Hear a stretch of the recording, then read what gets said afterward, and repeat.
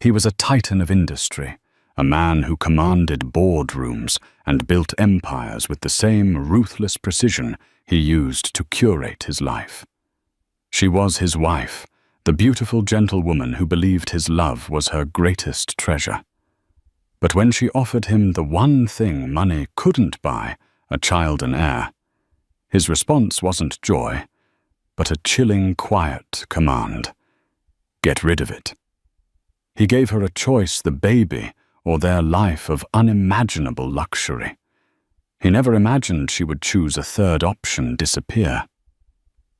Now, 5 years later, a mysterious new CEO has taken the helm of his biggest rival, a woman with a brilliant, merciless strategy and a name no one recognizes.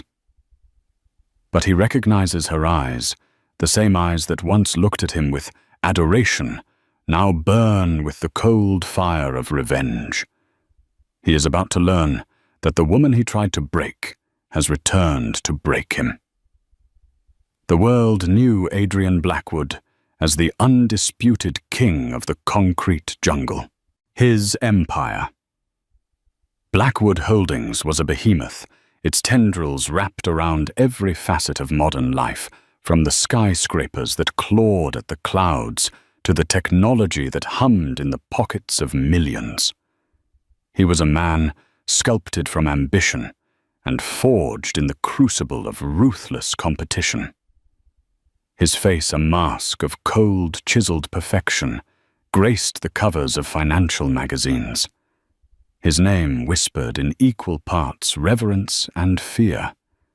He was not just a millionaire. He was a creator of millionaires, a destroyer of rivals, a modern-day Midas whose touch turned everything to gold or to dust. His wife Isabella was the one soft brushstroke in his otherwise starkly defined world. She was the envy of many, the beautiful, serene woman who had captured the heart of the uncapturable Adrian Blackwood. To the outside world, she was the epitome of grace and fortune, draped in couture and dripping with diamonds, the perfect accessory to a man of his stature. They had met at a charity gala, a whirlwind romance that had culminated in a wedding so lavish it was dubbed the social event of the decade. Isabella, an art historian with a gentle soul and a love for the timeless beauty of the past, had been swept off her feet by his charisma, his power, the sheer force of his will. She saw a flicker of vulnerability beneath the steel, a man who needed the warmth she so freely offered. Their life was a meticulously curated tableau of wealth. Their penthouse apartment, a glass and steel eyrie perched atop one of his own skyscrapers, offered a panoramic God's-eye view of the city. It was a space of minimalist perfection, all clean lines, monochromatic palettes, and museum-quality art. Yet for all its breathtaking beauty, it was a home that held its breath. The silence was often broken only by the distant hum of the city below, or the soft, almost apologetic chime of a grandfather clock in the cavernous hallway. It was a beautiful cage, and Isabella, though she loved Adrian fiercely, was beginning to feel the press of its golden bars. Adrian's love was a possessive, controlling thing. He adored her, of that she was certain, but he adored her in the same way he adored his collection of rare sports cars, or his priceless Damien Hirst sculpture. She was a beautiful object to be admired, to be shown off, to be kept pristine and untouched by the ugliness of the world. He dictated her schedule, chose her friends, and even curated her wardrobe, his praise the currency for which she unwittingly bartered her own identity. She had given up her career at the museum, her small circle of bohemian friends, her quiet life of books and art, all for him. And for a time his love had been enough, but a quiet, insistent longing had begun to bloom in Isabella's heart, a desire for something more, something real, something that was truly hers. A child, an heir to the Blackwood dynasty? Yes, but more than that.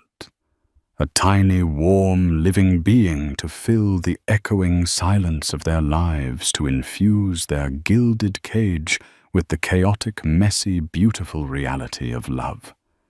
She imagined a small hand in hers, the sound of laughter bouncing off the cold marble floors, a reason to exist beyond being Mrs. Adrian Blackwood.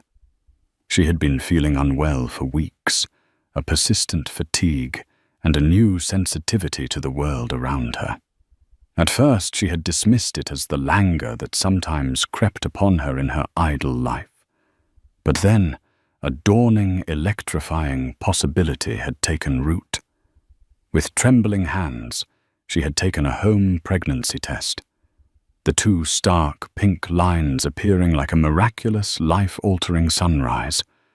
Joy pure and unadulterated had flooded her so potent it left her breathless. This was it. This was the key. The answer, the one thing that would transform their perfect house into a real home. This would surely melt the final layer of ice around Adrian's heart. He would be a father. The fierce protectiveness he showed for his company, for her, would now be directed towards their child. She imagined him, the great Adrian Blackwood, brought to his knees by the tiny grasp of his own son or daughter. She decided to tell him that evening. He was hosting a dinner party, a command performance for a coterie of his most powerful business associates and their lacquered wives. Isabella, as always, was the perfect hostess. She moved through the glittering crowd with an ethereal grace, a secret smile playing on her lips, her hand instinctively, protectively straying to her still flat stomach. The gown Adrian had chosen for her, a column of silver silk that shimmered like moonlight on water, felt different tonight. It felt like a chrysalis, the beautiful casing for the incredible transformation happening within her. Later, after the last guest had departed, leaving behind the ghost of expensive perfume and the faint scent of cigar smoke, she found Adrian in his study. He was standing by the floor-to-ceiling window, a glass of whiskey in his hand, the city lights a carpet of captured stars at his feet. The power that radiated from him was almost a physical force. Adrian. She began, her voice softer than she intended. He turned his eyes the color of a stormy sea, fixing on her. A faint smile touched his lips, the rare, possessive smile that always made her heart flutter. You were magnificent tonight, my love. The perfect hostess. They were all enchanted by you. Thank you, she said, her heart hammering against her ribs. She walked towards him, her silver gown whispering against the plush carpet. She took a deep breath, her eyes shining with all the love and hope in her heart. Adrian, I have something to tell you. Something wonderful. He raised an eyebrow, a flicker of genuine curiosity in his gaze. Oh, we're going to have a baby. The words tumbled out soft and full of wonder. I'm pregnant. She waited for the explosion of joy, the embrace, the triumphant laugh. She waited for him to sweep her into his arms, to share in the monumental, world-altering significance of her announcement. Instead, the silence in the room deepened, becoming heavy, suffocating. The faint smile on Adrian's face did not widen. It simply vanished. His eyes, which a moment ago had held a spark of warmth, turned to chips of ice. The hand holding the whiskey glass was perfectly still. He looked at her, truly looked at her, but the man she loved had been replaced by the cold, calculating CEO of Blackwood Holdings.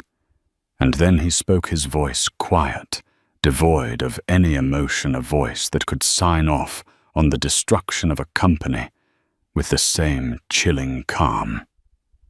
No, he said. Isabella's smile faltered. "No what?"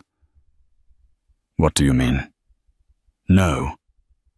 "I mean, no," he repeated, taking a small, deliberate sip of his whiskey. "You will not be having a baby. You will make an appointment. You will get rid of it." The words hit her with the force of a physical blow. The air rushed from her lungs. The glittering city lights blurred into a meaningless smear. "Get rid of it," she whispered the words, tasting like poison in her mouth. "Adrian, this is our child, our baby." "It is a complication," he said, turning his back on her to once again face the city he owned. "A distraction. Our life is perfect as it is. A child changes everything, and not for the better. The noise, the mess, the demands. It is an unacceptable disruption to our business, to our lives, a disruption." She repeated, her voice trembling with a mixture of disbelief and a dawning, horrifying understanding. "Adrian, it's a life. Our life together. I thought you would be happy."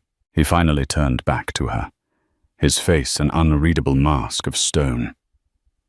"Happiness is a well-managed portfolio, Isabella. It is a rising stock price. It is the acquisition of a rival. It is not soiled diapers and sleepless nights. Our marriage is an asset, a successful merger of my public image and your beauty. A child is a liability." Tears welled in her eyes, hot and bitter. "So that's all I am to you. An asset. A part of your portfolio." "You are my wife," he said, as if that explained everything. "And you will do as I say. I have built this life for you, for us. I have given you everything you could ever desire. I will not have it jeopardized by this sentimentality." He walked over to his desk, his movements precise and controlled. He picked up a pen and a piece of his personal embossed stationery. He scribbled a name and a number on it. It was the name of a private clinic, one known for its discretion and its wealthy clientele. He held it out to her. "Make the call tomorrow. I will have my assistant arrange everything. We will go away for a week to the Maldives, perhaps. When we return, this will all be forgotten. A minor inconvenience successfully dealt with."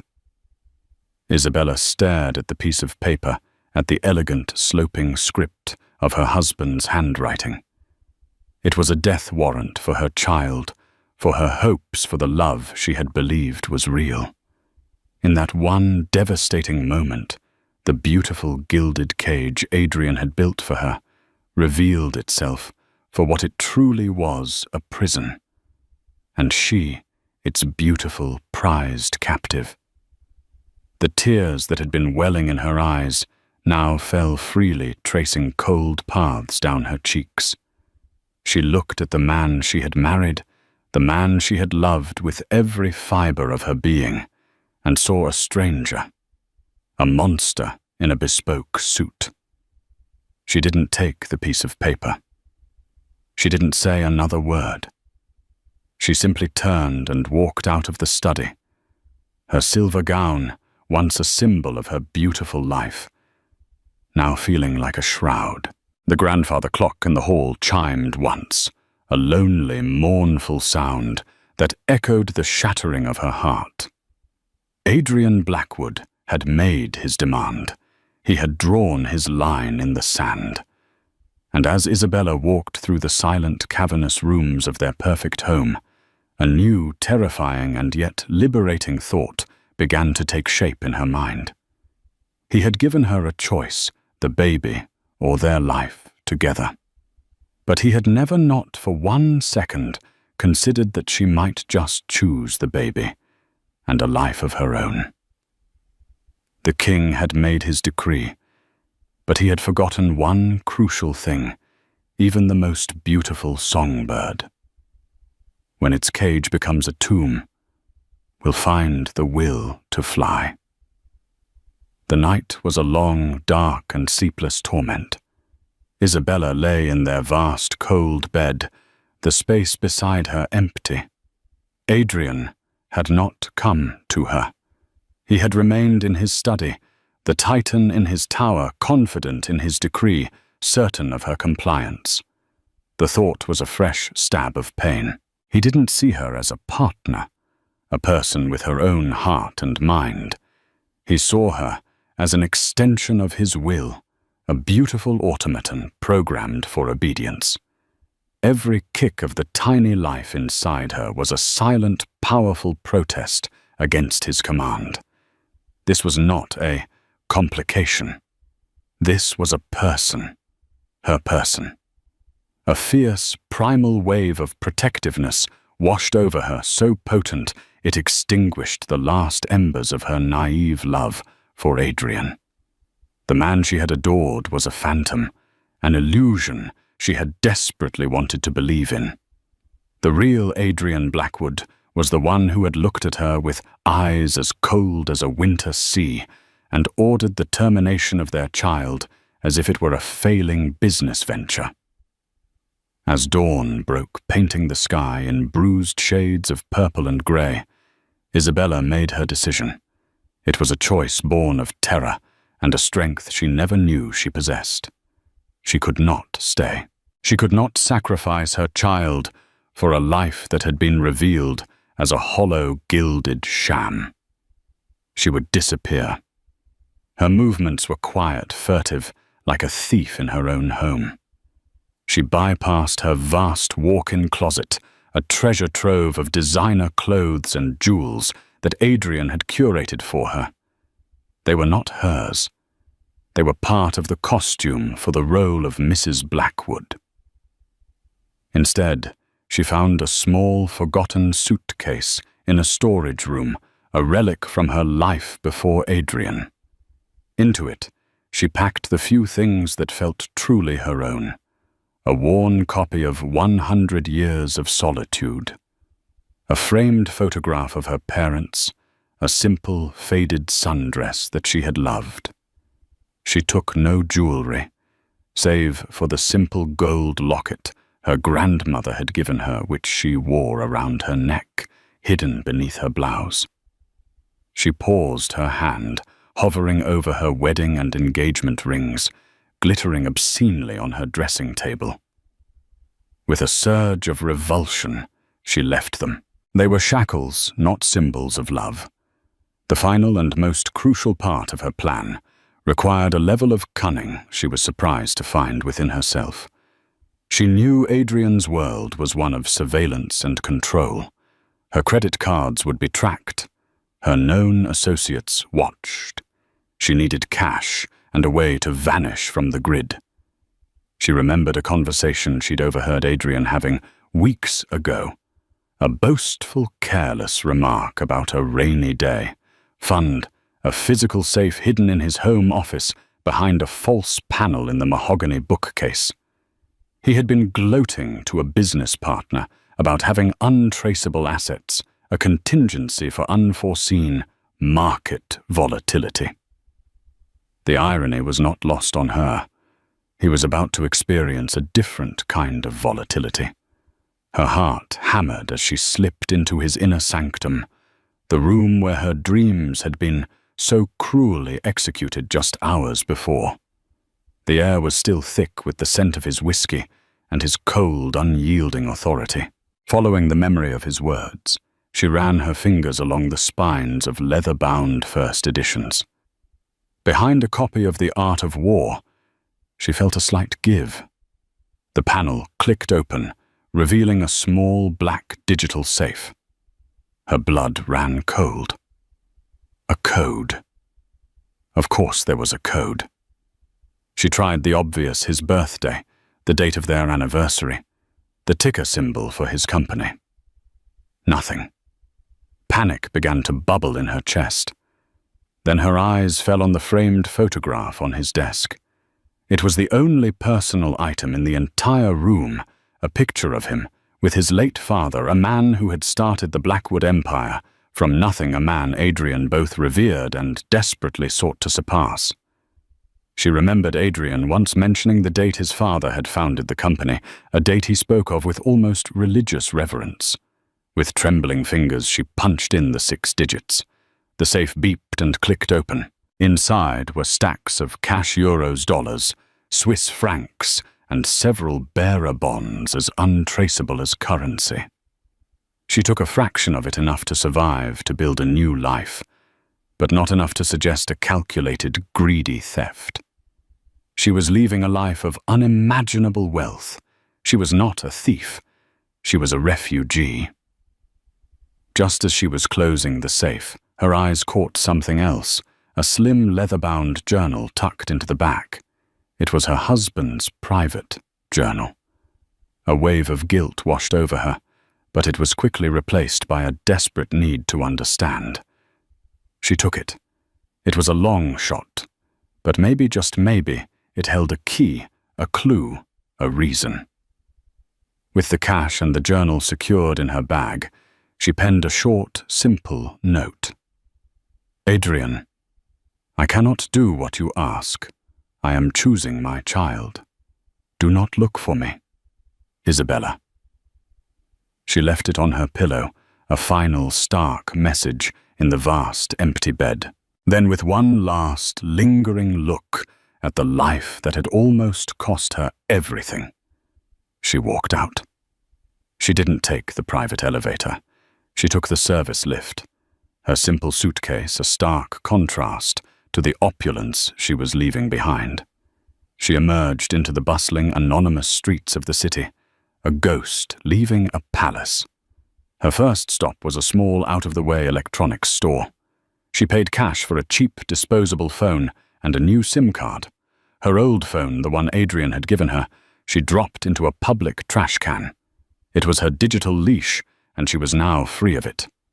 Next, she went to Grand Central Station, the great, teeming heart of the city.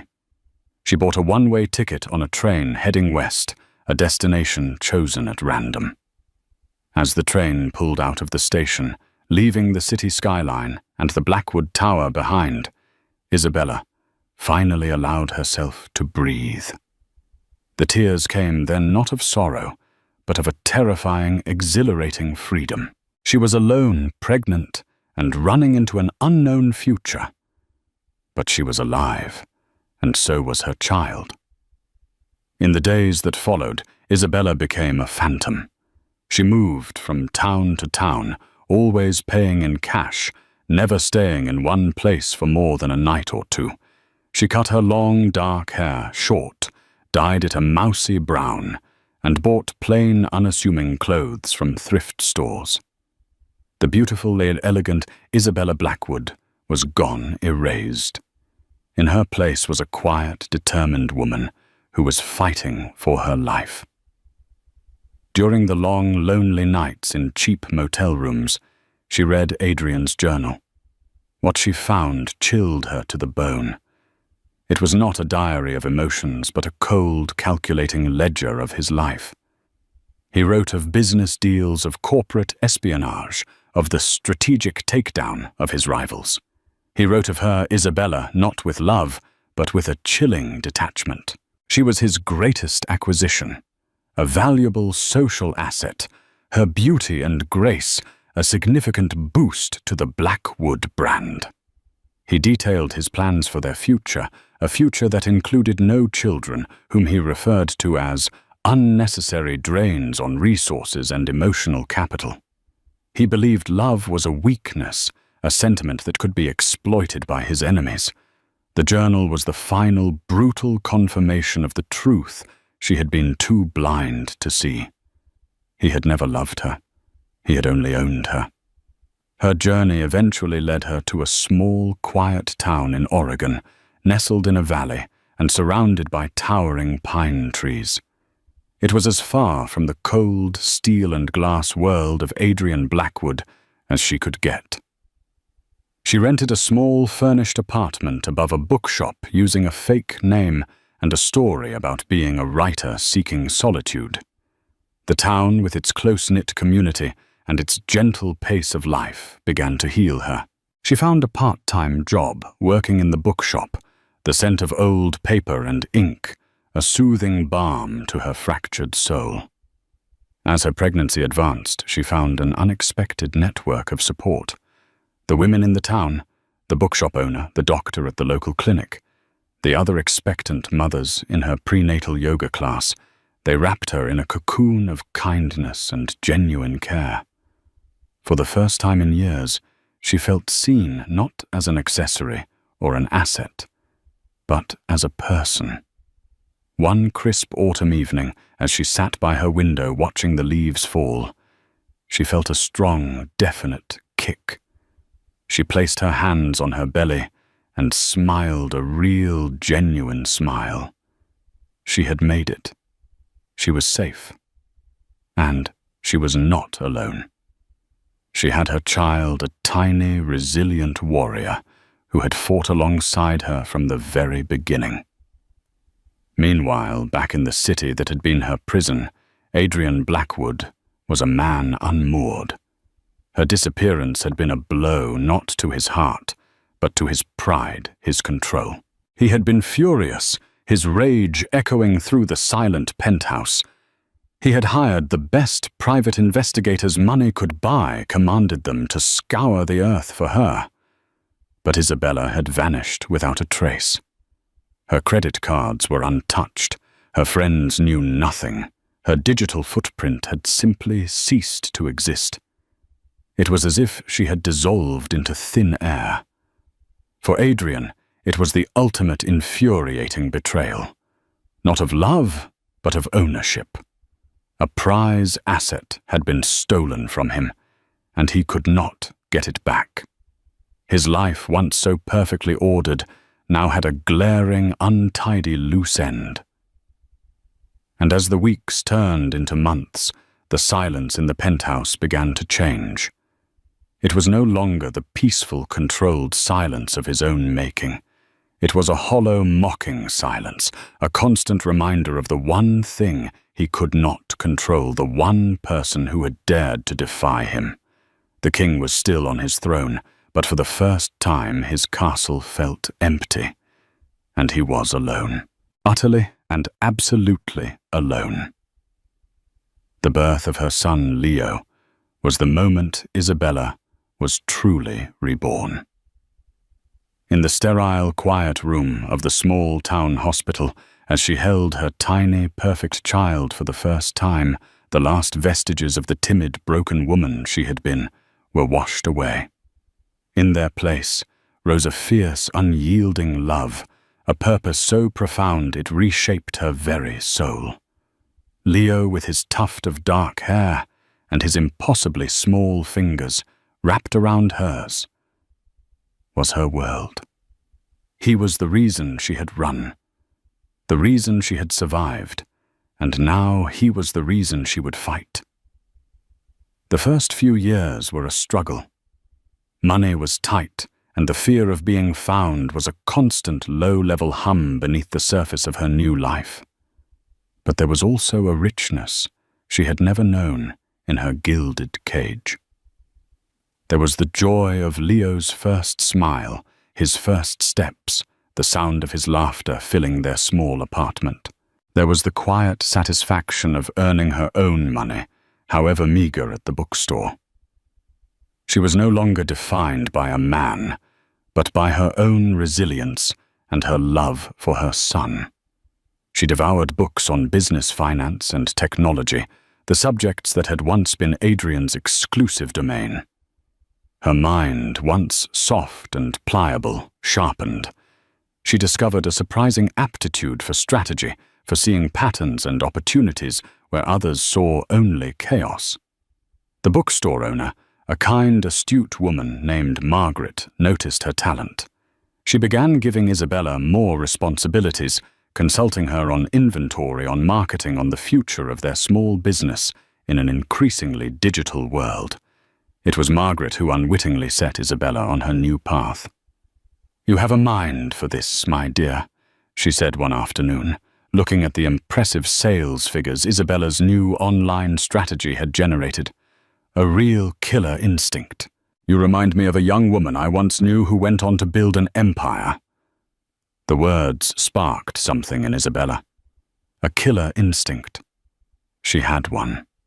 It was the same instinct that had guided her out of Adrian's life, the same instinct that fueled her ferocious love for her son. But what if she could channel it into something more? What if she could build something of her own? Something to protect Leo, to give him the future he deserved. She began to study the corporate world with a new hungry intensity, and her focus inevitably drifted back to the world she had fled, to Blackwood Holdings, and to its chief rival, a dynamic but struggling tech firm called Phoenix Enterprises. Phoenix had innovative ideas, brilliant engineers, but lacked the ruthless leadership and strategic direction to truly challenge Adrian's dominance. It was an eagle with clipped wings, powerful but unable to soar, using a pseudonym. Isabella began participating in online investment forums, her analyses of Phoenix's stock and market position so sharp and insightful that she began to gain a following. She saw their weaknesses, their missed opportunities, their potential. She saw a path to victory where they saw only a stalemate with Blackwood Holdings. Her anonymous online persona nemesis became a legend in certain financial circles. Her predictions were uncannily accurate, her strategic advice brilliant. She caught the attention of the board of Phoenix Enterprises, who were desperately seeking a new leader, a new vision to save their company from being swallowed by the Blackwood behemoth. They tried to discover the identity of this mysterious nemesis, but Isabella, ever cautious, had covered her tracks perfectly. Then Leo had a health scare, a severe asthma attack that had landed him in the hospital, his small body struggling for breath. The fear she felt was a cold, sharp knife in her heart. The local clinic was wonderful, but they didn't have the specialists or the advanced equipment he might one day need. For the first time, Isabella felt the sharp pinch of her limited resources. Her son deserved the best, the kind of security that only real power and wealth could provide. That night, she made a decision. It was time to stop hiding. It was time to fight. It was time to take what she wanted, what she had earned. She reached out through a carefully constructed series of encrypted emails to the chairman of the Phoenix Enterprises board. She laid out a daring multi-year strategy to not only save the company, but to challenge and ultimately surpass Blackwood Holdings. It was audacious, brilliant, and utterly ruthless. The board was stunned and intrigued. They agreed to a clandestine rendezvous in a neutral city. Isabella spent weeks preparing. She used the last of her emergency funds to buy a simple but elegant power suit. She had her hair professionally cut and styled the mousy brown, replaced by a chic, sophisticated dark auburn. She practiced her pitch, her voice, her posture, forging herself into the woman she needed to be. The woman who could walk into a room of powerful men and command their respect. The woman who could face Adrian Blackwood and not flinch. When she walked into the boardroom at the Four Seasons in Geneva, the board members saw a woman they did not recognize. She was no longer the soft, gentle Isabella. She was a vision of cool, confident power. She introduced herself not with her old name, but with a new one, a name of her own, making Anya Sharma. She delivered her presentation without a single note, her voice calm and steady, her arguments irrefutable. She dismantled their current business model and rebuilt it before their eyes, her vision so clear, so compelling that it left them breathless. She answered their questions with a precision and insight that belied her years. She spoke of market trends, of disruptive technologies, of corporate warfare. She spoke Adrian Blackwood's language, but with a creativity and daring he had never possessed. They were captivated. They were convinced. By the end of the meeting, they had offered her the position of CEO. Isabella, now Anya Sharma, accepted. Her salary was astronomical, her power immense. Her first act was to move her headquarters to bring the fight directly to her enemy's doorstep. Phoenix Enterprises would now be based in the same city as Blackwood Holdings. She bought a beautiful, secure home in a quiet, exclusive neighborhood, a home with a large green garden for Leo to play in. She hired the best tutors, the best doctors. She gave her son the world she had dreamed of for him, a world of safety and opportunity. And then she turned her attention to her enemy.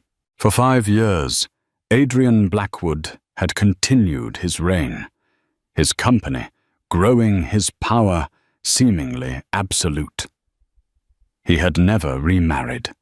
No woman could ever live up to the perfect image he had constructed of Isabella in his mind, the beautiful, obedient wife. Her disappearance was a cold, hard knot of failure in the pit of his stomach, the one acquisition that had gotten away. He had, over the years, almost managed to forget her, to bury her memory under mountains of money and success. Then the news broke. Phoenix Enterprises, his perpetually weak and struggling rival, had appointed a new CEO, a complete unknown. Anya Sharma. The business world was buzzing. Who was this woman? Where had she come from? Adrian at first was dismissive. It was a desperate, foolish move by a dying company. But then Phoenix began to move. They poached 2 of his top executives. They launched a new product, so innovative and disruptive that it sent shockwaves through the market, directly challenging Blackwood's flagship technology. They outmaneuvered him on a crucial acquisition, a company he had been certain was his. Anya Sharma was not just a new CEO. She was a predator. She moved with a speed and a strategic brilliance that Adrian had never encountered before. She seemed to anticipate his every move, to know his playbook inside and out. It was uncanny. It was infuriating. He had to meet this woman. He had to see the face of his new and surprisingly formidable rival. He arranged a meeting, a courtesy call, between the 2 CEOs at a neutral location. Adrian walked into the private dining room of a Michelin-starred restaurant, his usual aura of supreme confidence firmly in place. He was ready to intimidate, to dominate, to put this upstart in her place. And then he saw her. She was standing by the window, her back to him, looking out at the city. She turned a cool, polite smile on her face. "Mr. Blackwood, thank you for meeting me." The world tilted on its axis. The blood drained from his face. It was her. It was Isabella. But it wasn't. The soft, gentle woman he had known was gone. In her place was a stranger, a woman with his wife's face, but with eyes that held the cold, hard glitter of a diamond. Eyes that looked at him not with love, not with fear, but with the cool, appraising gaze of an equal, of an enemy. "Isabella," he whispered the name, a ghost on his lips. Her smile did not waver. "I'm afraid you've mistaken me for someone else," she said, her voice as smooth and cold as polished steel. "My name is Anya Sharma. It's a pleasure to finally meet you." He stared at her, his mind reeling, the pieces of the puzzle crashing together with devastating force. The uncanny knowledge of his strategies, the ruthless, brilliant attacks on his company, the 5 years of silence. It was all her. The woman he had tried to break, the woman he had discarded, had disappeared, and she had returned as the CEO of his rival, a queen, forged in the fires of his own cruelty, ready to burn his kingdom to the ground. The dinner was a masterclass in psychological warfare, and Anya was its undisputed grandmaster. For Adrian, it was like dining with a ghost, a beautiful, terrifying ghost who wore his wife's face and wielded a power that directly threatened his own. He was thrown completely off balance, his usual arsenal of intimidation and charm rendered useless. Every question he asked, every attempt to break through her facade, was met with the same cool, polite, and impenetrable wall. "You have my wife's face," he said, his voice tight, dispensing with the pleasantries. Anya took a delicate sip of her wine, her eyes meeting his over the rim of the glass. "A fortunate coincidence for you then, Mr. Blackwood. It must be comforting to see a familiar face in a new rival. But I assure you, I am my own woman. My history is in finance, not in a museum." The barb was subtle, but it landed with surgical precision. He tried to probe to find a crack in her armor. "Where did you study? Who did you work for before Phoenix?" "My resume is a matter of public record, should you care to look," she replied smoothly, though she knew he would find a carefully fabricated but impeccable work history. She had spent a small fortune and called in every favor to construct the identity of Anya Sharma, a brilliant but reclusive financial prodigy who had made her fortune in private equity in Europe. It was a ghost story, but a believable one.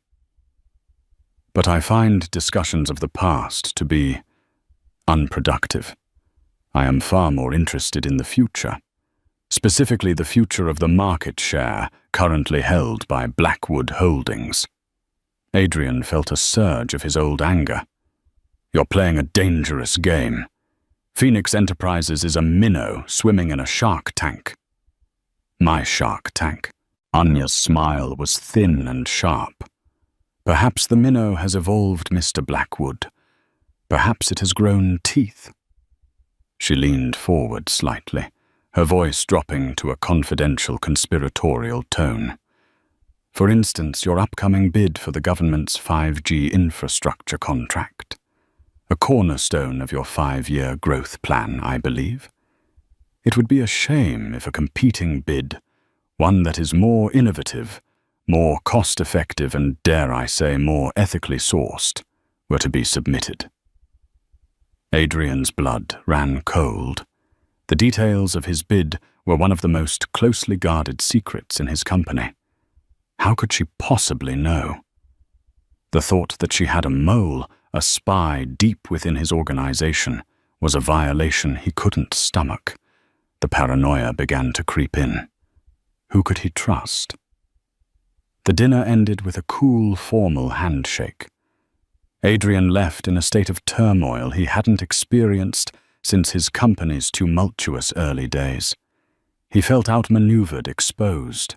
He had gone to the meeting to assess a rival, and he had left feeling like he was the one who had been dissected and found wanting. He went back to his office and did what he did best. He declared war. He launched a ruthless campaign against Phoenix, cutting prices on his products to undercut theirs, launching a smear campaign in the financial press and poaching their key suppliers.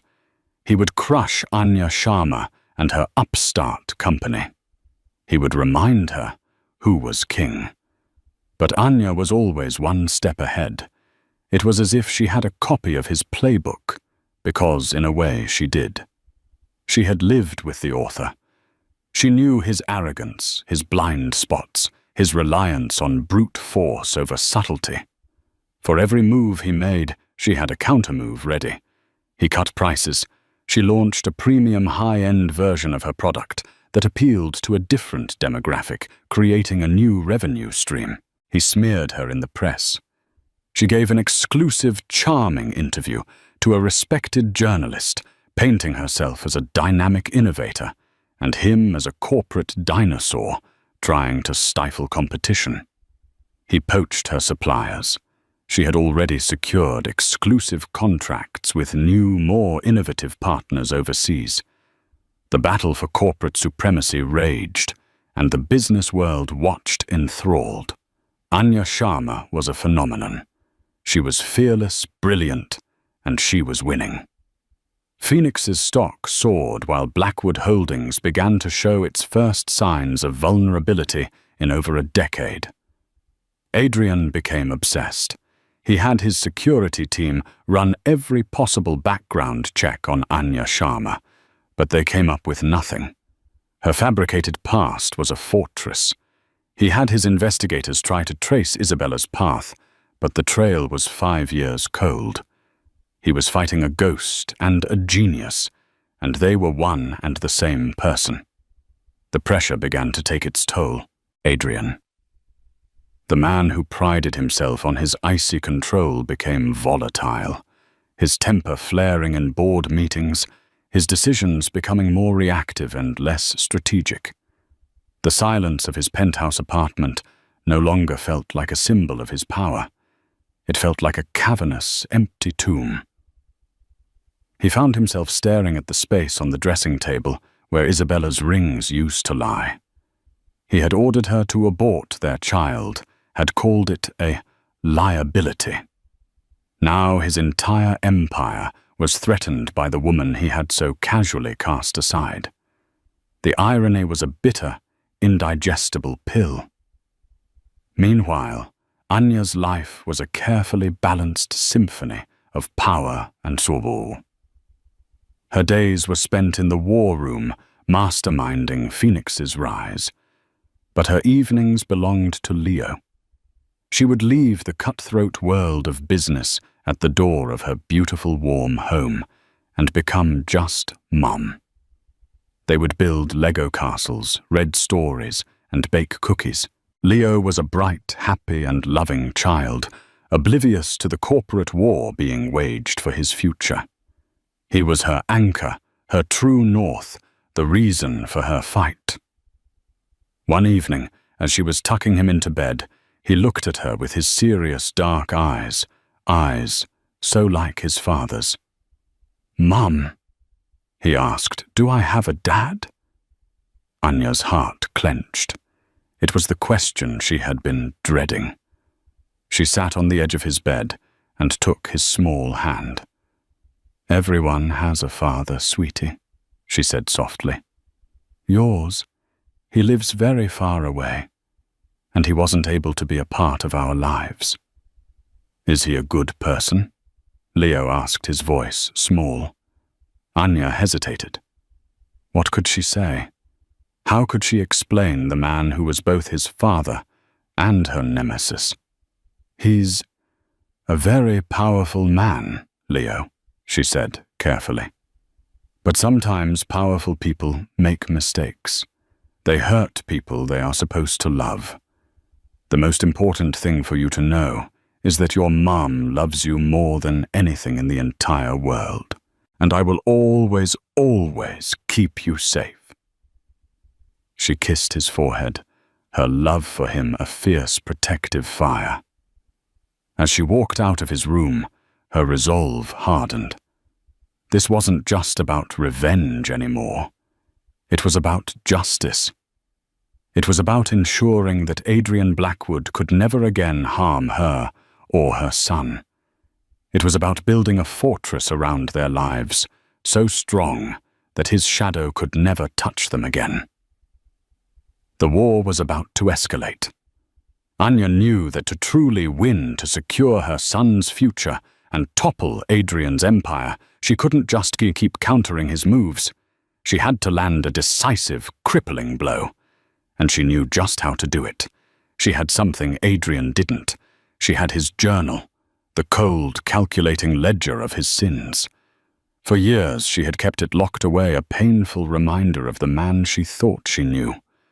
But now she saw it for what it was, a weapon that contained details of deals, of tactics, of a corporate philosophy so ruthless it bordered on the illegal. It was the key to his destruction. But using it was a risk. It would expose her own past, her identity as Isabella. It would bring the private war into the public eye. And she didn't know how that would affect Leo. As she wrestled with the decision, a new player entered the game, a twist she could never have anticipated. She received an anonymous email. It contained a single encrypted file. When she opened it, she found a detailed dossier on a series of secret offshore accounts held by Blackwood Holdings accounts used for illicit payoffs and to hide undeclared profits. It was a smoking gun proof of massive financial fraud. At the bottom of the email was a single sentence: "He destroyed my family too. Use this, a friend." Anya stared at the screen, her heart pounding. She wasn't the only person Adrian Blackwood had ruined. She had an ally, a ghost from Adrian's past who wanted revenge as badly as she did. The journal was her weapon, but this was a nuclear bomb. Adrian Blackwood thought he was fighting a business rival. He had no idea he was fighting a coalition of the damned, the ghosts of his own making rising up to claim their pound of flesh. The final act was about to begin, and the fall of the king was imminent. The anonymous email landed in Anya's encrypted inbox like a thunderbolt. It was a dossier dense with financials, routing numbers and dates, a meticulously detailed map of Adrian's secret empire of fraud. The message attached was brief, chilling in its simplicity. "He destroyed my family too. Use this, a friend." The words confirmed a grim reality. She was not the only ghost haunting Adrian Blackwood. He had built his kingdom on a graveyard of ruined lives, and now the spirits were rising. This dossier was more than a weapon. It was a mandate. Her original plan for a precise surgical takedown felt insufficient. This was no longer just about her or Leo. It was about justice, the kind of justice that requires a public stage and a fallen king. While Anya forged her new weapon, Adrian was spiraling in his own fortress of paranoia.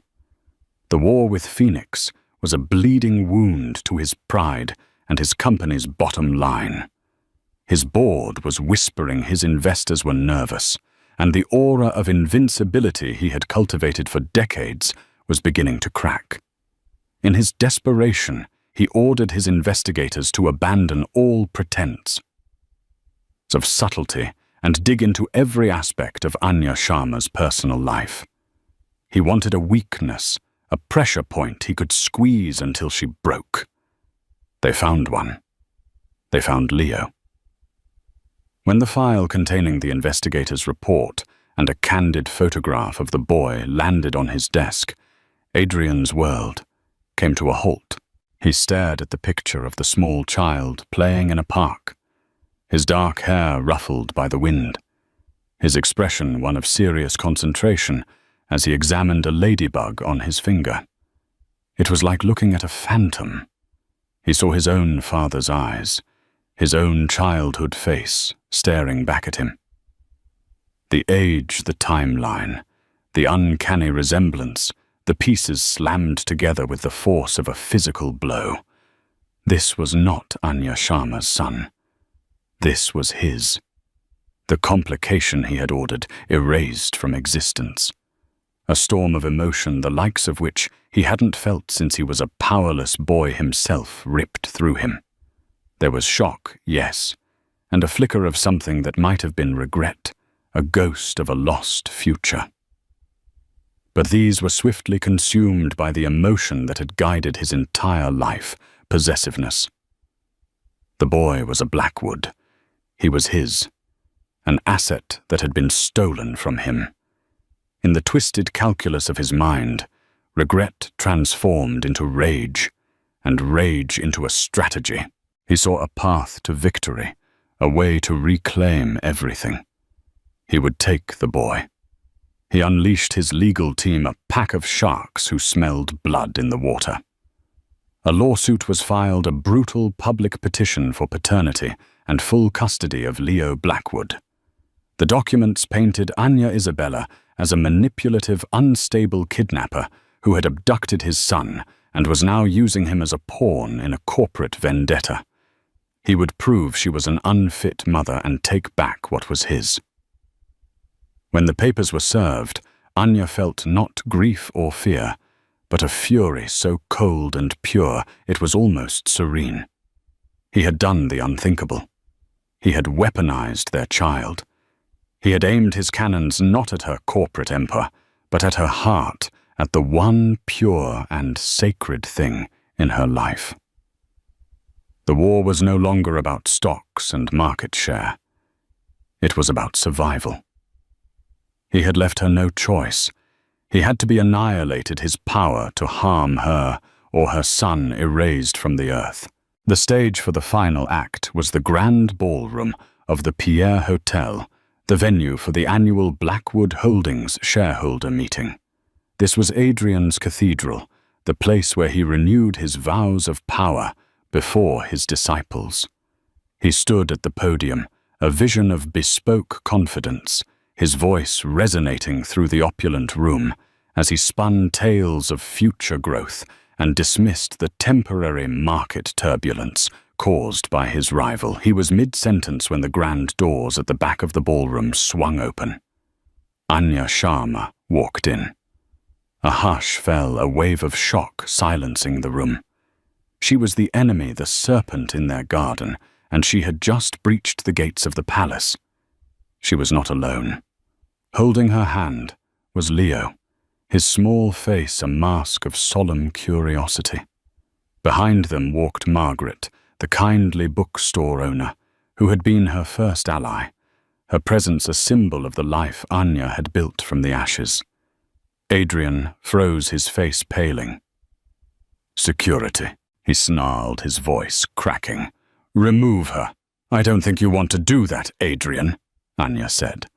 Her voice, calm and steady, was picked up by the microphone she carried, and it echoed through the silent room. She began to walk slowly towards the stage, a queen advancing across a chessboard. "I believe I have a right to be here. You see, I recently became the majority shareholder in the holding company that owns the largest institutional block of your stock. Enough, I believe, to call for a vote of no confidence in the current CEO." Gasps and frantic whispers erupted. The press corps surged forward like a wave. She stopped at the foot of the stage, her eyes locking onto Adrian's. "Most of you know me as Anya Sharma. That is the name I chose for myself, but the name I was given was Isabella." She paused, letting the weight of the name settle. "Isabella Blackwood." The room exploded. "I am his wife," she continued, her voice cutting through the pandemonium. She gestured toward the entrance where Leo stood, his hand now clutching Margaret's tightly. "And that is his son. The son he ordered me to abort 5 years ago because he was a liability to his perfectly curated life." She held up a slim, leather-bound journal. "I have here Adrian's private thoughts, a record of his business dealings, his contempt for the law, his belief that blackmail and intimidation are just tools of the trade. It makes for fascinating reading." Then she delivered the killing blow. "But I also have something more concrete. I have irrefutable proof, which my legal team is distributing now, of a massive multi-year tax fraud and money laundering scheme funneled through a web of offshore accounts." Her eyes bored into Adrian's. "Proof that was given to me by another one of your victims, Adrian. It seems your past has finally caught up with you." Chaos reigned. Board members, their faces ashen, stared at the damning files in their hands. Adrian stood as if turned to stone, his empire, his life, his very identity disintegrating before his eyes. He was no longer a king, just a criminal exposed on a stage. Anya raised her voice one last time, a clear, final judgment. "Your CEO is a liability this company can no longer afford. The board has a choice. Remove him now, or Phoenix Enterprises will initiate a hostile takeover at market open tomorrow. And I will personally ensure that every single one of you who stands by him shares his fate." It was checkmate. The board, motivated by the one creed Adrian had ever taught them, ruthless self-interest, did not hesitate. The vote was swift, brutal, and unanimous. He was out. As security guards, the very men who served his will moments before gently but firmly escorted the broken man from the stage. His vacant eyes met Anya's. He saw no triumph in her gaze, no gloating, only the placid, unyielding finality of a debt that had finally been paid in full. The king had been deposed not by a rival army, but by the queen he had created in the crucible of his own cruelty. In the end, it wasn't just about revenge. It was about reclamation. Anya Sharma, the woman born from Isabella Blackwood's ashes, didn't just take his company. She built a better one. Phoenix Enterprises under her leadership became a titan of industry, known not just for its innovation, but for its ethical practices.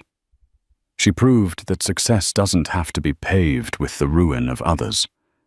Adrian Blackwood faded into obscurity, a modern-day Lear raging against the storm of his own making his name a cautionary tale whispered in boardrooms. Anya never denied Leo the truth of who his father was, but she taught him that a name doesn't define a man. His actions do. She had disappeared with nothing but the child he rejected, and returned with the one thing he could never understand. A strength that wasn't built on power, but on love. What did you think of Anya's ultimate checkmate? Was it justice, or was it a revenge as cold as his own heart? Let us know your thoughts in the comments below. If you were captivated by this story of betrayal and triumph, don't forget to hit that like button. Share this video with someone who loves a story of epic payback, and most importantly, subscribe to our channel for more tales of dramatic revenge and ultimate justice. Your support allows us to keep bringing you these stories. Click that subscribe button now, and we'll see you in the next video. The flashbulbs were a volley of silent thunder, and John Smith soaked them in his hand possessively on the bare, silk-clad back of the woman beside him. Her name was Amber, and she was not his wife. He was the king of New York tonight, the master of his universe, and she was his chosen queen. Across town, Irina Smith adjusted the diamond clasp on a necklace that had been in her family for generations, a cold, determined smile touching her lips. She knew exactly where her husband was and who he was with. What John didn't know was that the empire he was flaunting was never his to begin with, and the woman he'd discarded was about to reclaim her kingdom in front of the entire world. The Smith penthouse on Park Avenue was a monument to success, a silent testament to John's ambition.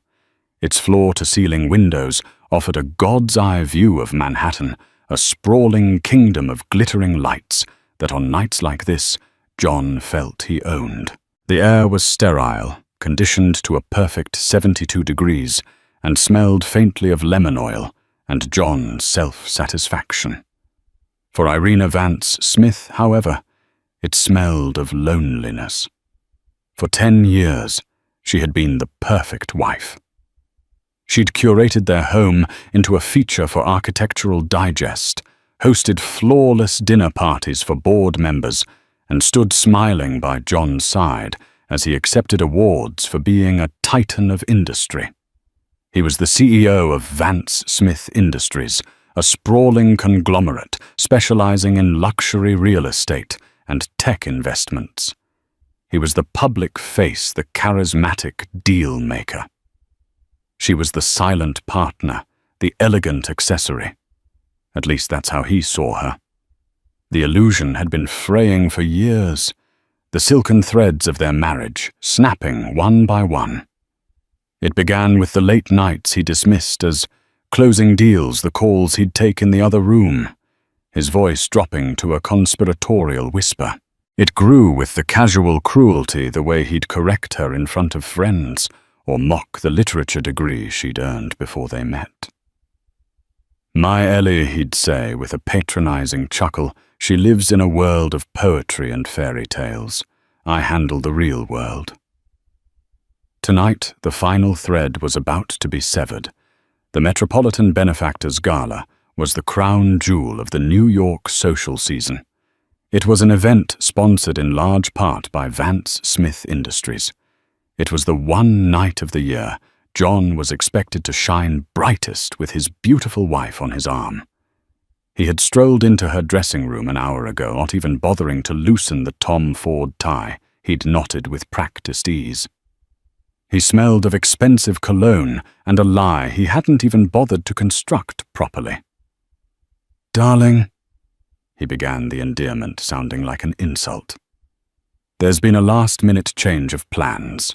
Irina was sitting at her vanity, the soft glow of the mirror lights illuminating the quiet resignation in her eyes.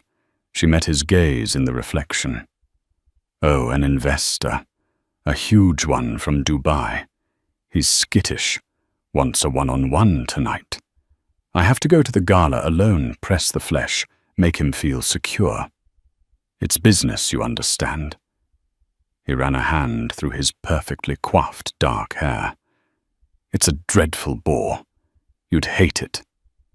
Better you stay home, relax. Read one of your books." Irina's fingers tightened around a silver-backed brush. For a decade she had accepted these flimsy excuses. She had swallowed her pride, quelled her suspicions, and played the part of the understanding, supportive wife. She had done it because she loved the man he once was, or the man she thought he was. The charming, ambitious man who had pursued her relentlessly, swearing he loved her for her mind and her quiet strength, not just the Vance family name. But that man was gone, replaced by this arrogant stranger who thought she was a fool. She turned from the mirror to face him, forcing a placid smile. "Of course, John. I understand completely. Business comes first." He beamed, his relief palpable. He didn't see the ice forming in her blue eyes. He only saw compliance. "That's my girl. I knew you'd get it." He leaned down and kissed her cheek, a dry, dismissive peck. "Don't wait up." And with that, he was gone. The heavy oak door of her dressing room clicked shut, and the silence that followed was deafening. Irina stood up, her movements fluid and deliberate. She walked over to the window, looking down at the river of yellow cabs and black cars flowing through the concrete canyons below. He thought she was a fool. He thought she was weak.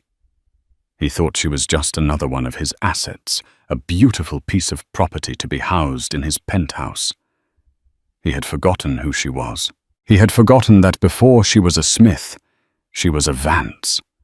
And the Vances did not build empires by being fools. A single cold tear traced a path down her cheek, but it wasn't a tear of sadness. It was a tear of rage. The cage, gilded as it was, had become a prison, and tonight she was not just going to escape. She was going to burn it to the ground. She picked up her phone, her thumb hovering over a number she hadn't dialed in years. It was time to call in the architect of the entire Vance legacy. The seed of suspicion had been planted months ago, a tiny bitter thing that Irina had tried to ignore. It was a receipt, a simple slip of paper that had fallen from John's coat pocket. It was from a little-known but ridiculously expensive lingerie boutique in Soho called Fleur Secrète. The purchase was for a silk and lace set in a size far smaller than her own, and a bottle of perfume she didn't wear. The date on the receipt corresponded with a night he'd claimed to be in a grueling all-night negotiation with a firm from Tokyo. At the time, she'd convinced herself it was a gift for a client's wife. A business courtesy. It was easier to believe a comforting lie than to confront a devastating truth. But after John left for the gala, the lie crumbled into dust. The cold certainty she felt wasn't just intuition. It was a conclusion built on 100 other tiny betrayals. She went to his study, a room that was more of a shrine to himself than an office. Diplomas, awards, and framed magazine covers featuring his face lined the mahogany walls. She ran her hand along his cold, imposing desk, her mind racing. He was arrogant, but he was also careless.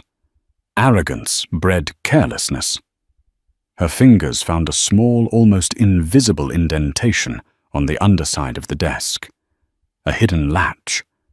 Years ago he'd shown it to her, boasting about his little James Bond secret. Inside was a small, velvet-lined compartment where he kept a spare watch and a few other personal items. And tucked beneath them a second phone. A burner phone. Her heart hammered against her ribs as she powered it on. It was locked, of course. But John's ego was his greatest weakness. The password was his birthday. Too simple. She tried his Man of the Year award date. Nothing. Then she tried the stock ticker symbol for Vance Smith Industries, VCI. The phone unlocked. The irony was so bitter it almost made her laugh. The symbol of the company her family had built was the key to unlocking his deceit. The message history was a sickening chronicle of his affair.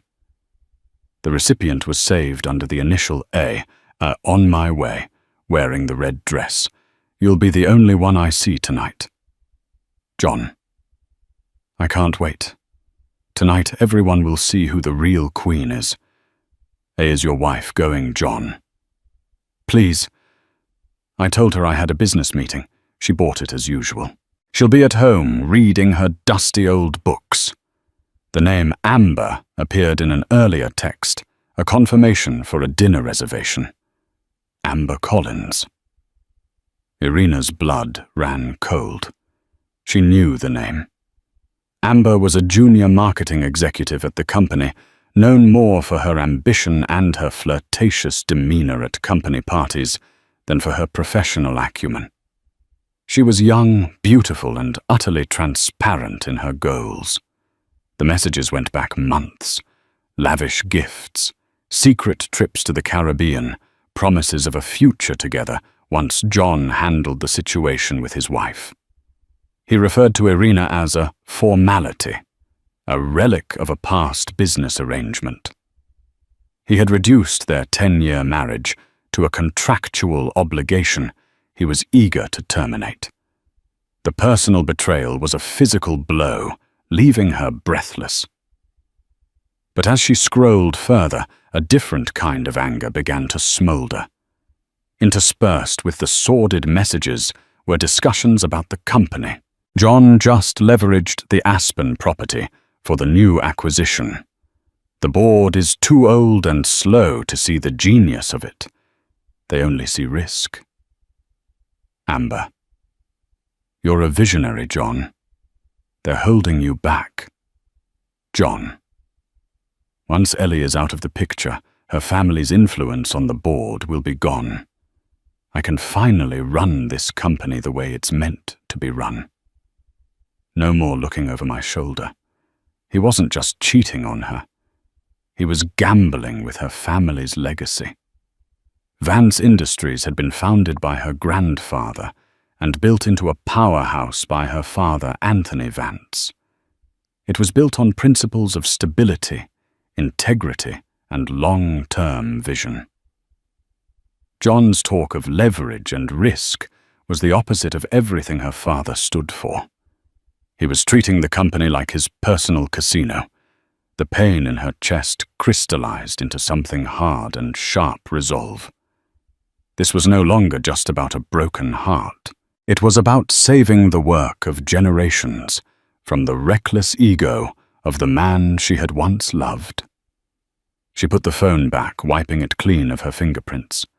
She walked calmly to her own office, a bright, airy room filled with the books John so openly disdained. She unlocked a drawer in her desk and pulled out a thick leather-bound folder. The documents inside were old, the paper soft with age.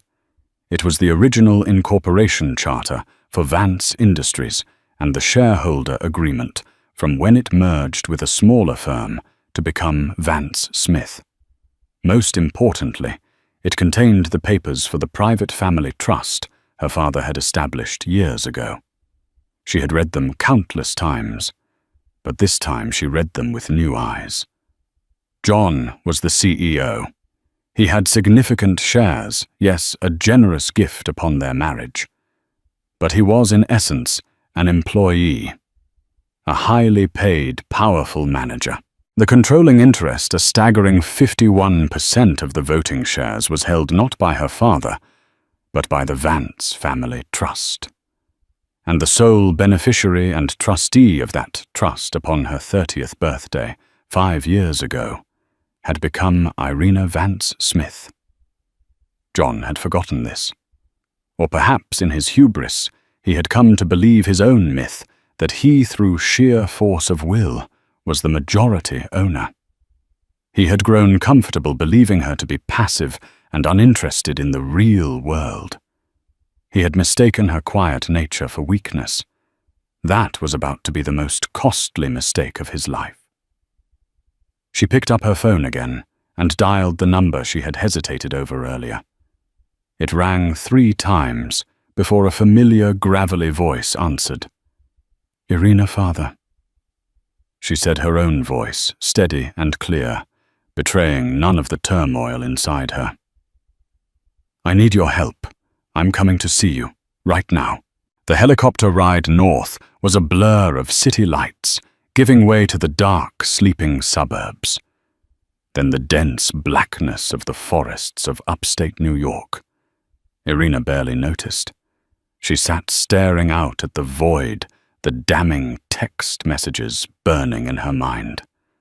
The rhythmic whoomp, whoomp, whoomp of the rotor blades was a war drum counting down the hours until her old life was utterly demolished, and a new one began. Anthony Vance had retired from the world a decade ago, shortly after Irina's marriage. After a lifetime spent building an empire and a minor health scare that served as a major wake-up call, he had retreated to a sprawling estate in the Adirondacks. He called it the Eyrie. It was a fortress of stone and glass built into the side of a mountain, accessible only by a winding private road or by air.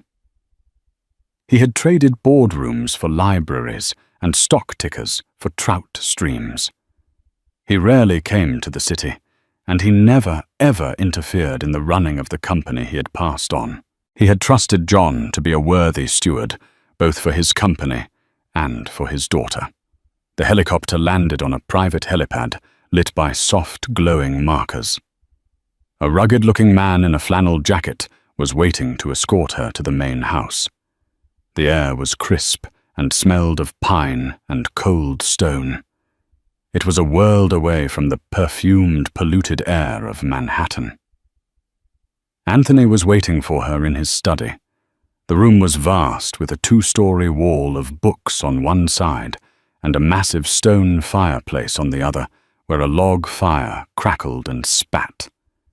He was not the titan of industry she remembered from her childhood.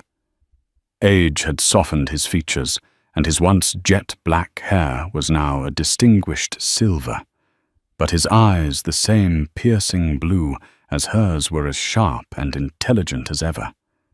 He stood as she entered, his expression a mixture of concern and curiosity. "Irina," he said, his voice a low rumble. "You look pale. What's happened?" She didn't waste time with pleasantries. She walked to the large oak desk in the center of the room and laid out her evidence like a prosecutor. She placed the burner phone on the polished wood. She had taken pictures of the key messages and printed them. She then produced the financial reports she'd had her personal accountant quietly pull, highlighting the leveraged properties and the high-risk ventures John had undertaken without full board disclosure. "John is having an affair," she said, her voice devoid of emotion. "With an employee. Tonight, he took her to the benefactor's gala. He lied to me, and he is humiliating me. That I can handle. But he is also destroying your company, Father. He's gambling with our legacy, using it as his personal piggy bank to fund his ego." Anthony was silent for a long time. He picked up the printed messages, his brow furrowed. He read Amber's fawning praise and John's arrogant dismissals of his wife and board. He then moved to the financial reports, his eyes scanning the numbers with the practiced ease of a man who had spent a lifetime reading balance sheets. A muscle in his jaw twitched. The quiet retiree vanished, and in his place was the lion who had dominated Wall Street for 40 years. The boy always had more ambition than sense, Anthony said, his voice dangerously quiet. "I thought you would temper that. I thought your marriage would ground him." "He thinks I'm a fool," Irina replied, her voice cracking for the first time. "He thinks I'm a decorative object with no understanding of the real world. He forgot where the money came from. He forgot whose name is on the door." "No," Anthony corrected, his gaze locking with hers. "He forgot whose name is on the trust. He forgot who holds the power." He walked to the window, looking out into the impenetrable darkness of the mountain night. "When your mother died, I promised I would protect you. Part of that was letting you live your own life, make your own choices, even your own mistakes." I stepped back. I gave him rope, believing he would build a ladder, not a noose. He turned back to her, his eyes blazing. "He has disrespected my company. He has disrespected my legacy. But worst of all, he has disrespected my daughter. That is a transgression I will not tolerate." The plan began to form in that room by the crackling fire, a strategy devised by 2 generations of Vance ingenuity. It was audacious, public, and utterly ruthless. It was a plan designed not just to remove John, but to annihilate his reputation so completely that he would never work in this town again. "What do you need me to do?" Irina asked, her strength returning, fortified by her father's fury.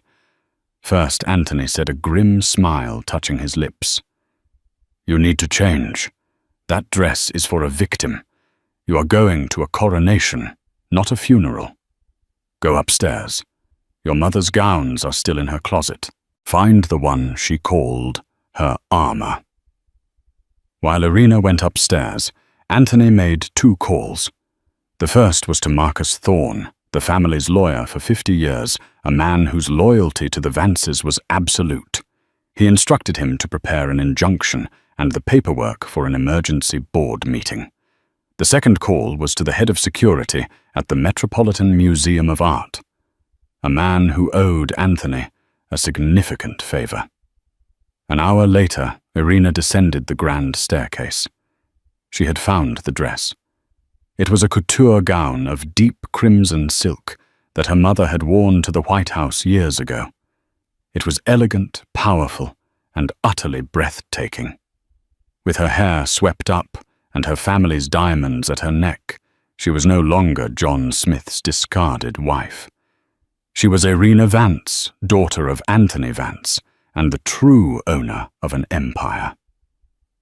Anthony looked at her, and for a moment the fierce businessman was replaced by a proud father.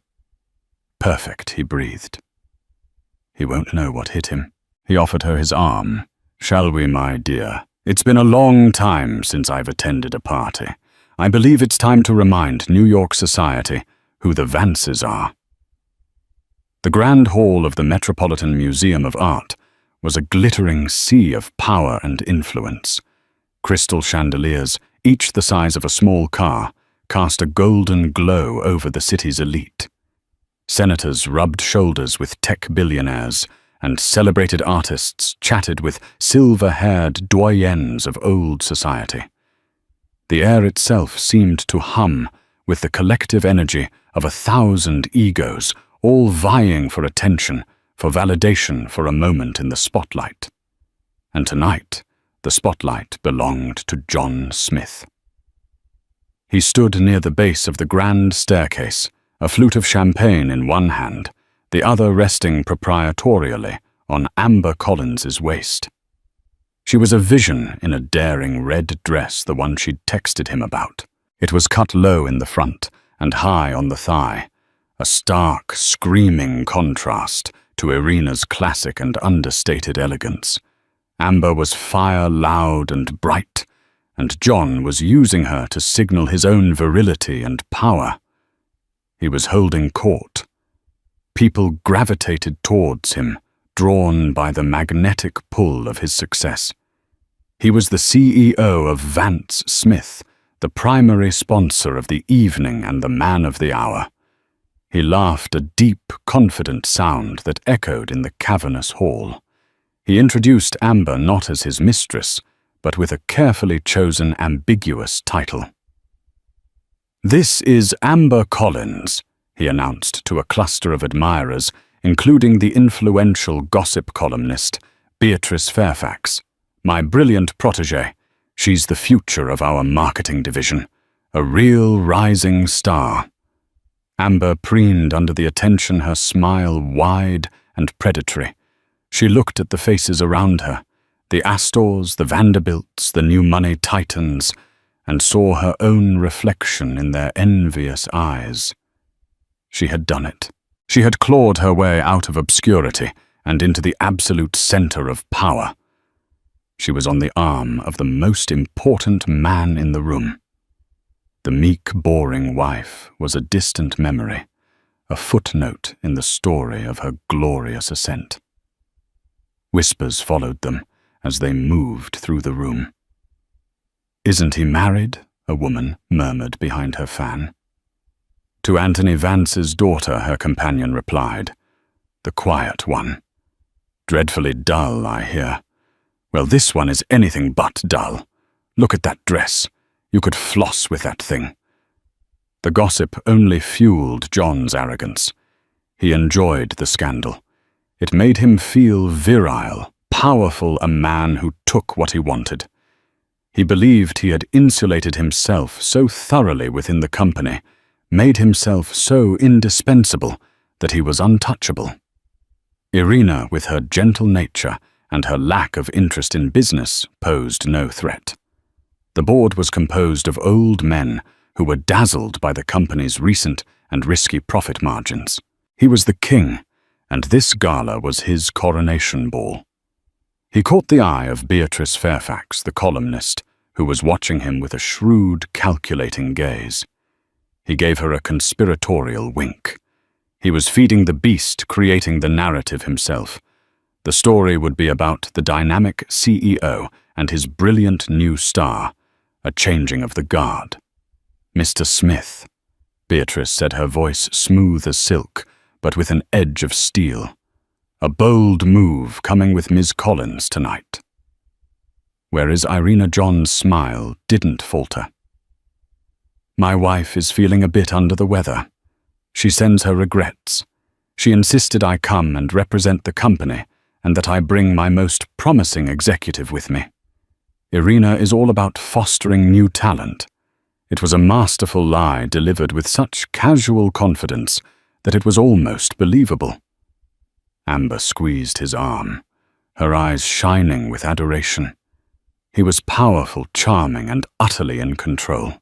The evening's host, the museum director, tapped a glass for attention. "Ladies and gentlemen, if I may have your attention.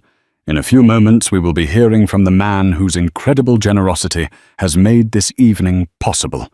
He is a visionary leader, a pillar of our community, and a true titan of industry.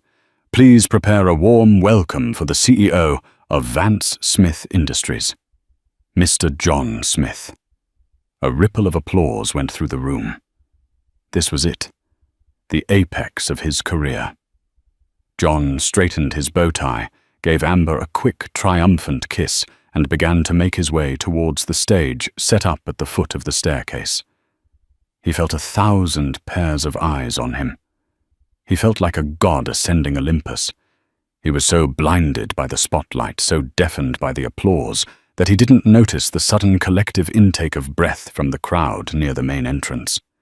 He didn't see the whispers turn from speculation to stunned silence. He didn't see the sea of faces part as two figures made their way through the throng. He was just 2 steps from the stage, his victory speech already on his lips, when the great oak doors at the far end of the hall swung fully open and a hush fell over the entire gala. The silence was so profound, so sudden, that it was more powerful than any noise. John stopped confused. He turned, following the gaze of every single person in the room, and his world stopped turning. The silence in the grand hall was a physical thing, a heavy blanket that smothered all sound. The clinking of glasses, the murmur of conversation, the soft strains of the string quartet. It all vanished, sucked into a vacuum of collective shock. Every head was turned towards the grand entrance, where 2 figures stood, silhouetted against the bright lights of the foyer. As they stepped forward into the warm glow of the hall, the gasps began. They were quiet at first, little ripples of disbelief, but they quickly grew into a tidal wave of astonished whispers that swept through the crowd. It was Irina, but it was not the Irina anyone knew. Gone was the quiet, conservatively dressed society wife who faded into the background. In her place stood a queen. She wore a gown of crimson silk that seemed to drink the light, a stark, regal statement against the sea of black tuxedos and pastel dresses. The Vance diamonds glittered at her throat, not as mere ornaments, but as armor. Her posture was erect, her shoulders back, her chin held high. Her face, which John had so often called pleasantly plain, was transformed by a look of cold, unshakable resolve. She was incandescent with a fury so pure it was beautiful. But it wasn't just Irina's transformation that had stolen the breath of New York's high society. It was the man on whose arm she leaned. He was older, with a mane of silver hair, and a face etched with the lines of a life lived at the highest levels of power. He moved with a quiet authority that needed no announcement. He wore a simple, perfectly tailored tuxedo, but he may as well have been wearing coronation robes. He was a myth, a legend, a ghost from the golden age of Wall Street. It was Anthony Vance. For a decade, he had been a recluse, a name spoken in hushed, reverent tones. Most of the younger people in the room had never even seen him in person. But the older generation, the real power brokers, recognized him instantly. They were the ones who had witnessed his genius, who had feared his ruthlessness, and who had respected his absolute integrity. His presence here tonight was the equivalent of a king returning from exile. John stood frozen halfway to the stage. His mind simply couldn't process what his eyes were seeing. Irina here, looking like that, and with her father. It was impossible. Anthony never came to the city. He hated these events. And Irina, she was supposed to be at home reading a book, blissfully unaware. Amber, sensing the shift in the atmosphere, tightened her grip on John's arm. "Who is that?" she whispered, her voice laced with unease. "Why is everyone staring?" John couldn't answer. His mouth was dry, his heart pounding a frantic rhythm against his ribs. He saw Beatrice Fairfax, the columnist, her eyes wide, a wolfish grin spreading across her face. She was smelling the biggest society story of the decade. Irina and Anthony moved through the parted crowd with regal slowness. They didn't look at anyone. Their eyes were fixed on one target, John. Every step they took was a judgment. Every meter they crossed was another nail in his coffin.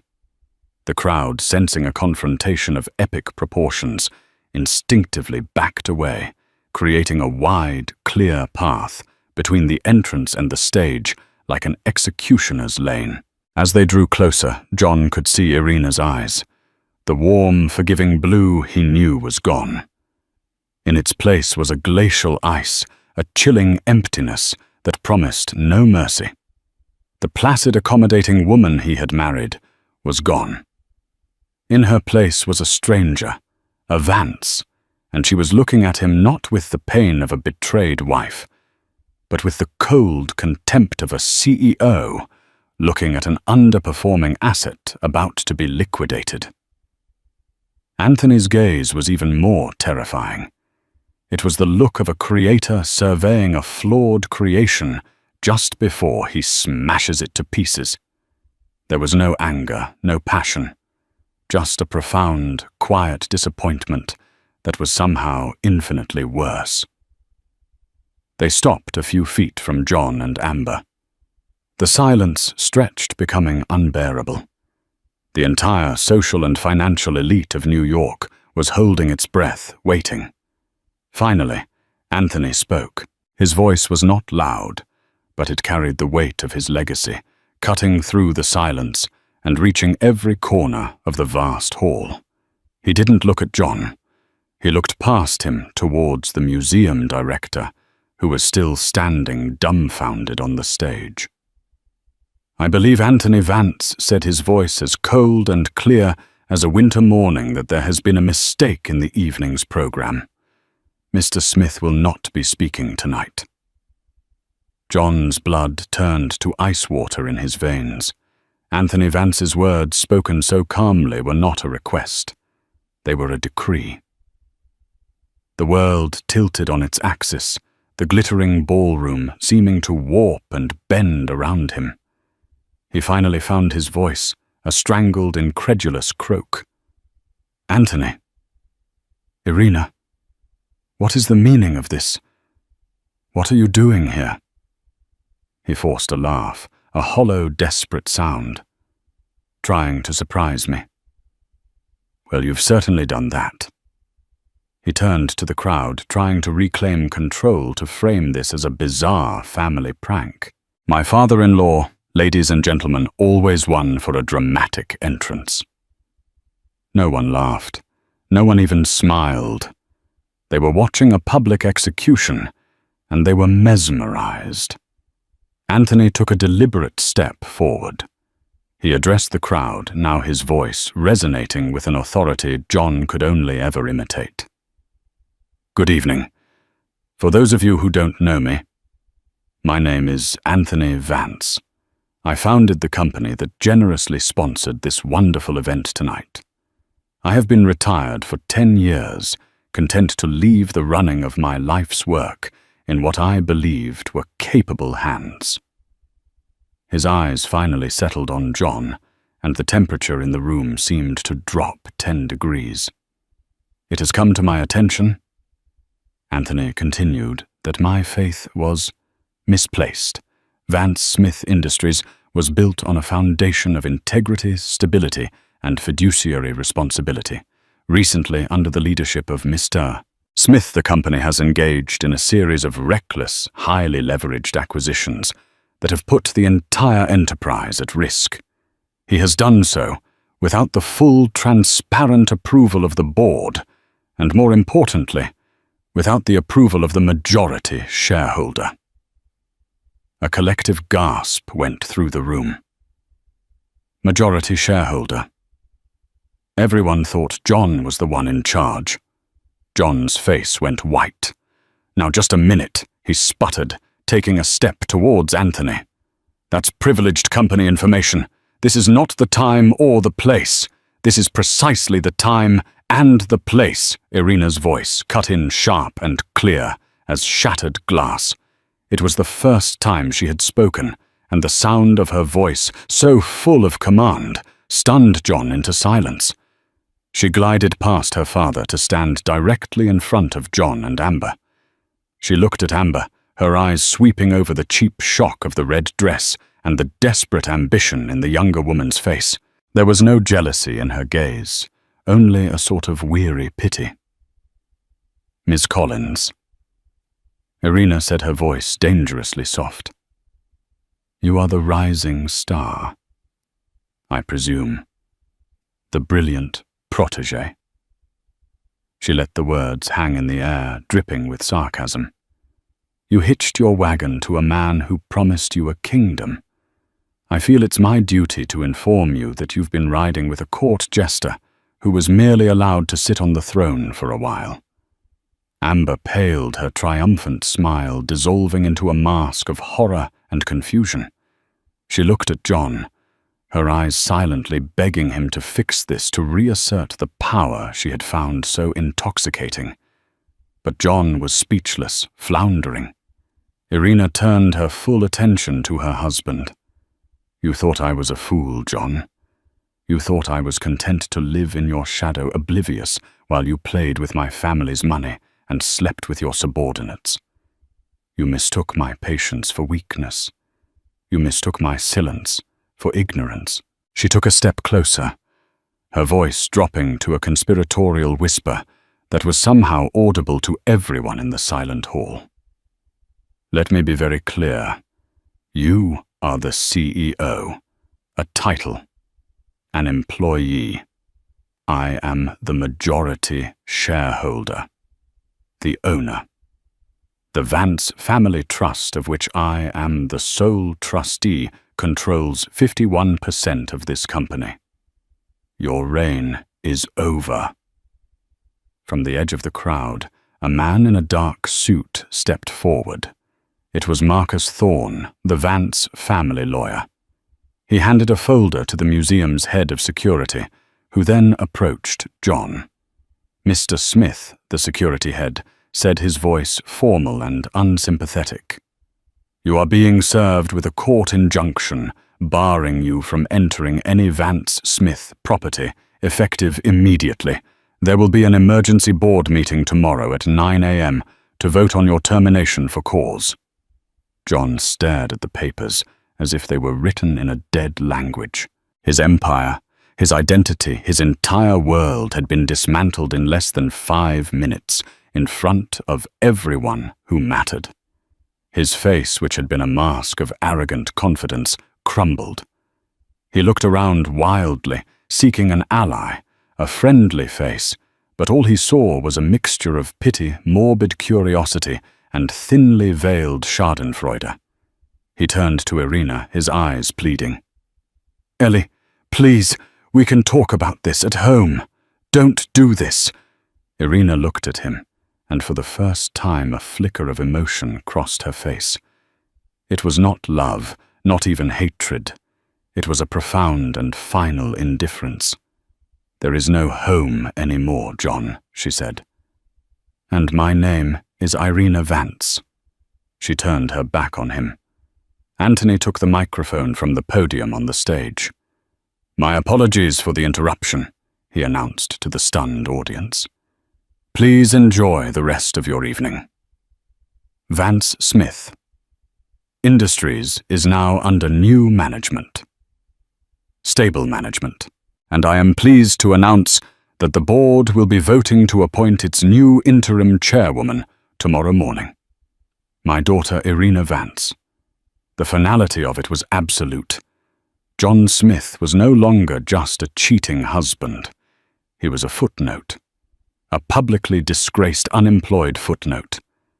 His gaze fell on Amber, who was already backing away, disentangling herself from him, as if he were radioactive. Her dream had become a nightmare. She had attached herself to a falling star, and she was about to be crushed in the impact. Without a word, she turned and fled. Disappearing into the shocked crowd, her red dress a final pathetic flash of her failed ambitions. John stood alone, bathed in the spotlight he had so craved, utterly and completely destroyed. The chaos that erupted after Anthony Vance's announcement was immediate and overwhelming. The gala, once a bastion of decorum, descended into a frantic buzz of gossip. Cell phones emerged, thumbs flying across screens, as the city's elite raced to be the first to break the most spectacular social and corporate implosion in a generation. John remained frozen for a moment longer, a statue of ruin in the center of the storm. Then the head of security touched his elbow. "Sir, I have to ask you to leave." The touch, though gentle, was firm. It broke the spell. John's face contorted in a mask of pure rage and humiliation. He looked at Irina's back as she stood calmly beside her father, accepting quiet congratulations from a few old family friends who were now rushing to her side. He opened his mouth to shout, to curse, to deny, but no words came out. He was a king without a kingdom, a voice without power. Flanked by 2 security guards, he was escorted out through a side door, not as a titan of industry, but as a trespasser. Irina did not watch him go. Her past was being swept out with the trash. Her focus was on the future.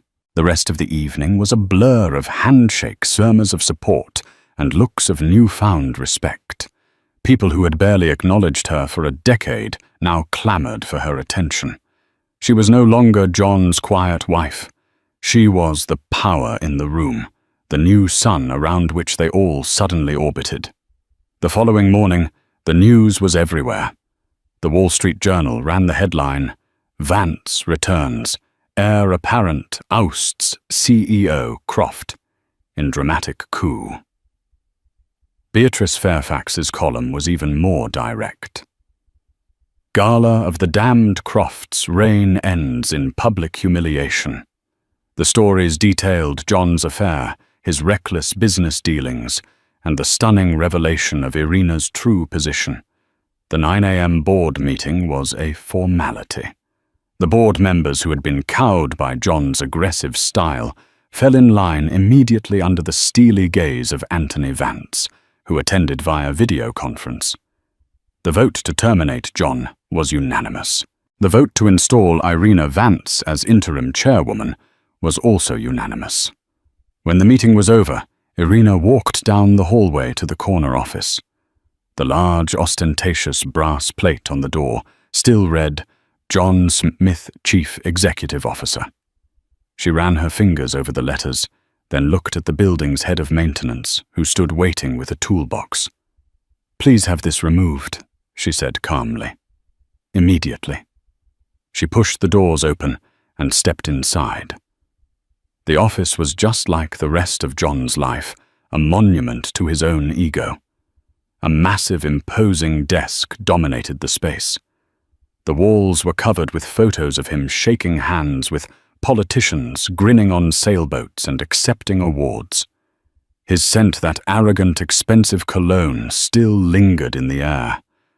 For a moment she felt a pang of something. Not sadness, but a strange sense of loss for the woman she had been.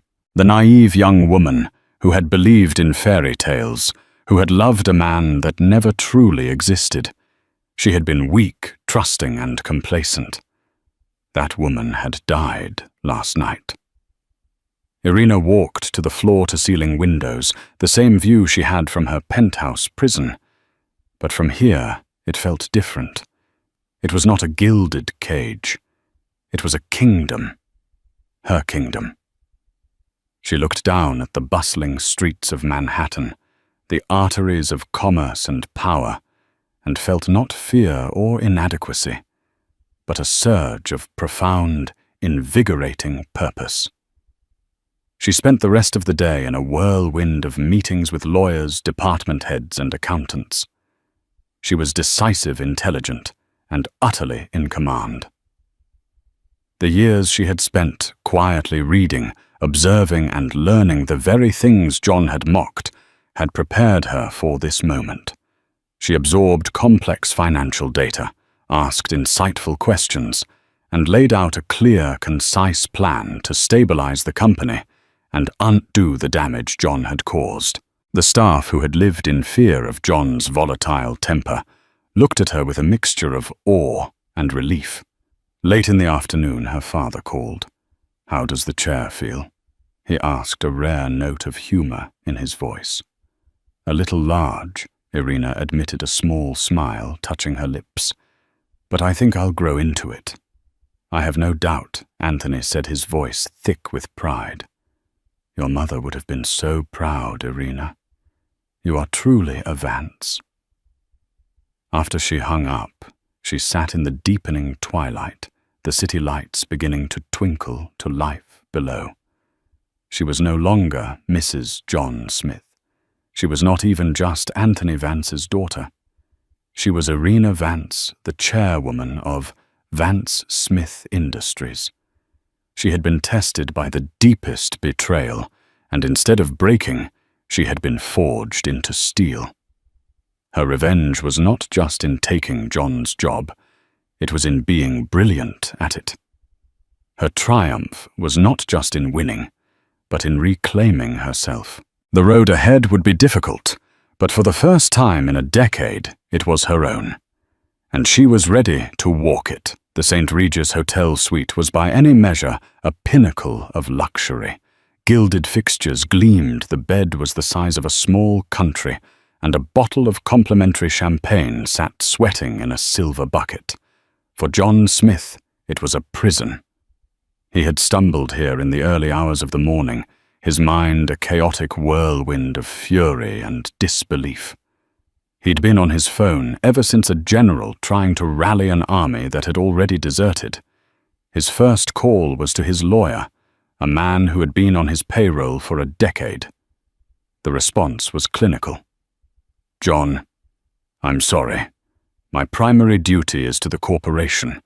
Given the circumstances and the clear instructions from the majority shareholder representing you would be a catastrophic conflict of interest.